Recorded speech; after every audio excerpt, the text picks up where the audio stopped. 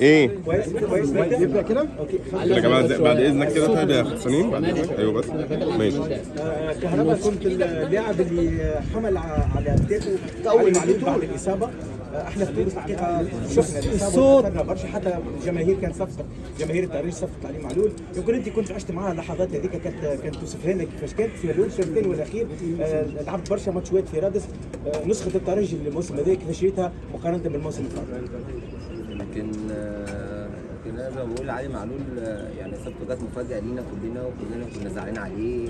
فاحنا كنا على الدكه، فكنا زعلانين جدا لان كنا حاسين بيه قوي ان هو كان نفسه يلعب الماتش ده، وكان نفسه يعمل حاجه في ماتش النهائي للنادي الاهلي بس. فكنا زعلانين عليه وان شاء الله باذن الله يرجع اقوى من الاول، وان شاء الله نجيب البطوله دي نديها له باذن الله. كهربا تسجيل الماتشات لحظه معلش عشان بص ضيفنا ده، معلش ما جاوبنيش انا هجاوبك والله معلش. اتفضل سامح.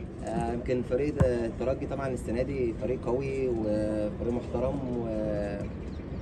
فبس طبعا يعني ان شاء الله باذن الله يعني الماتش اللي جاي باذن الله احنا نكسب يعني ان شاء الله. كهربا خامس نهائي ليك على التوالي ما شاء الله مع النادي الاهلي، احساسك انت ايه كلاعب في النادي الاهلي وانت بتلعب 5 نهائي على التوالي؟ لا انا رابع نهائي ليا، يمكن لعبت 3 نهائيات، خدت 3 بطولات الحمد لله، وان شاء الله الرابعه دي باذن الله ليا ان شاء الله. يمكن انا ما لعبتش في نص النهائي الخامس.